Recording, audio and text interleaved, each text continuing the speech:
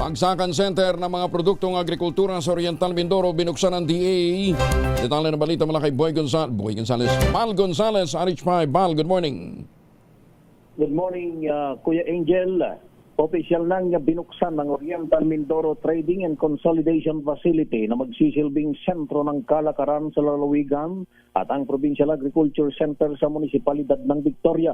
Ito'y bahagi ng pagpapalakas sa kabuhayan ng mga magsasaka't mangingisda para mapag-igi ang kanilang anet kita. Sabi ni Agriculture Secretary Francisco Chu Laurel Jr., kung dati binibili ng tingi at mura, kaya't niluluwas pa ng mga magsasakang traders sa ibang lugar gaya ng Divisoria sa Maynila, ay mari na ngayong idiretso sa ang kanilang produkto at ani sa nabanggit na trading center.